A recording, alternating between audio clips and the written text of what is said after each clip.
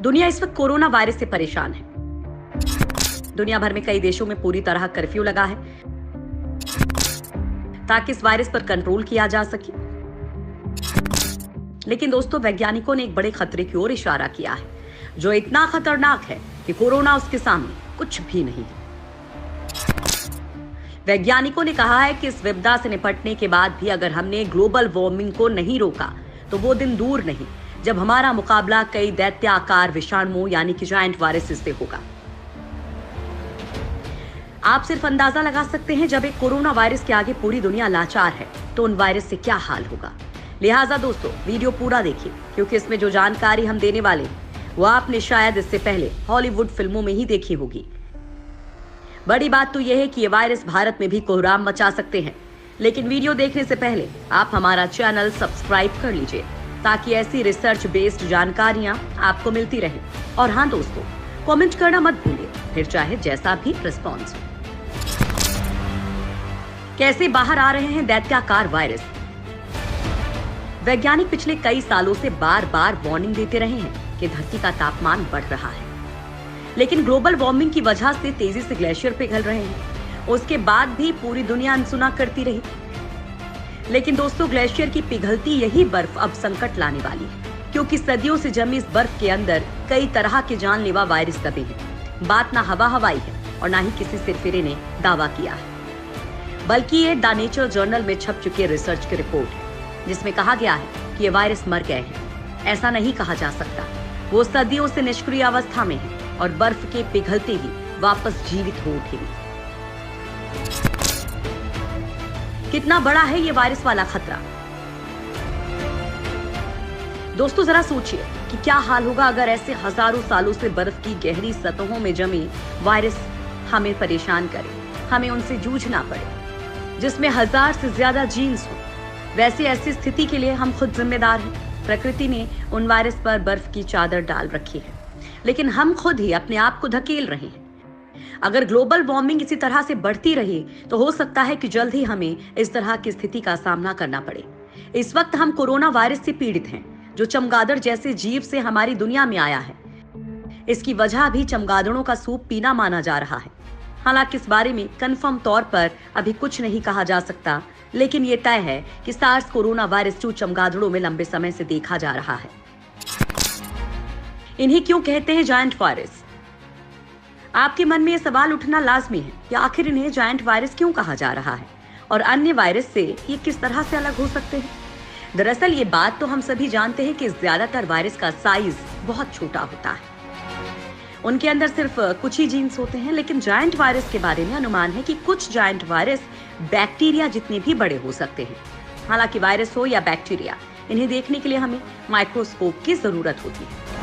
Bacteria का size इतना छोटा होता है कि हम बैक्टीरिया को बिना माइक्रोस्कोप की मदद के नहीं देख पाते, लेकिन आमतौर पर वायरस का साइज बैक्टीरिया से भी 1000 गुना छोटा होता है, जबकि जायंट वायरस बैक्टीरिया जितने बड़े हो सकते हैं।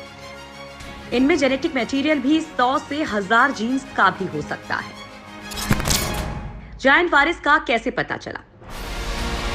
साल 2014 में साइबेरिया में हुई एक रिसर्च में शोधकर्ताओं ने पहली बार एक जायंट वायरस को देखा। इसके अगले साल यानी कि 2015 में साइबेरिया में ही एक और जायंट वायरस देखा गया।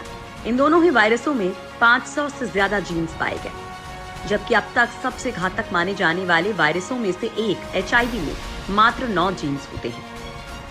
शोधकर्ताओं को ये जायंट वायरस 1000 फीट गहराई में 30,000 साल पुराने ग्लेशियर से मिले। जब शोधकर्ताओं ने इन वायरस को अमीबा से एक्सपोज किया तो इन वायरस ने तुरंत ही अमीबा को इन्फेक्ट कर दिया। इससे शोधकर्ताओं को पता चला कि ये वायरस अभी तक जीवित है। जायंट वायरस के बारे में सबसे बड़ी चिंता की बात यह है कि ये वायरस न केवल जेनेटिकली ज्यादा बड़े होते हैं, बल्कि वातावरण में लंबे समय तक जीवित रहने की इनकी क्षमता भी बहुत अधिक होती है। ये बड़ी वजह है जो बताती हैं कि इन वायरस का ह्यूमन लाइफ में आना बहुत ही घातक हो सकता है। ग्लेशियर पिघलने की क्या है वजह? धरती पर इस वक्त सभी ग्लेशियर तेजी से पिघल रहे हैं। ये केवल ग्लोबल वार्मिंग से ही नहीं पिघल रहे हैं, बल्कि माइनिंग यानी कि खदान और ऑयल ड्रिलिंग यानी कि जमीन से तेल निकालने के चलते भी तेजी से पिघल रहे हैं। यानी ग्लेशियर्स की बर्फ से हमारी दुनिया में जायंट वायरस के आने की संभावना बढ़ रही है। वैज्ञानिकों को पिघलते ग्लेशियर्स के अंदर से जो अब तक सबसे बड़ा वायरस मिला है, उसका नाम मिमी वायरस है।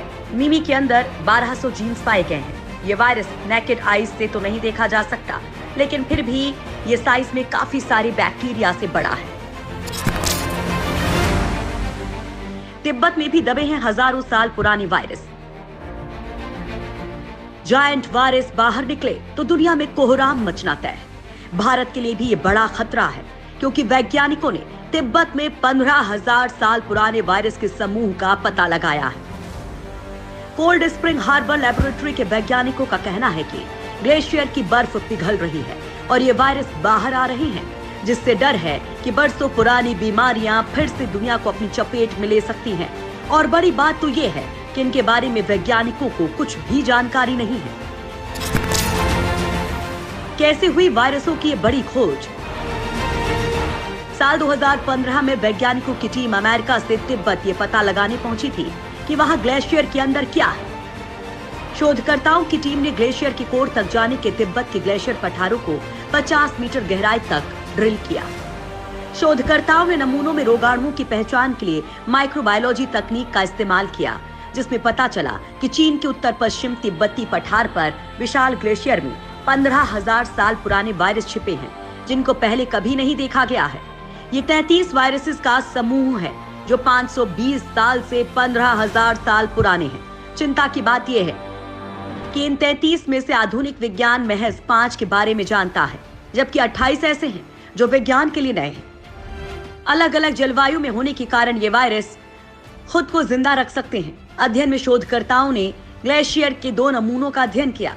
एक ग्लेशियर का टुकड़ा 1992 में लिया गया था और दूसरा 2015 में। दोनों नमूनों को ठंडे कमरे में रखा गया था। एक की बाहरी परत को हटाने के लिए एथेनॉल का इस्तेमाल किया गया, जबकि दूसरे को साफ पानी से धोया गया। ग्लेशियर की बाहरी परत हटते ही 15,000 साल पुराने वायरस सामने आ गए।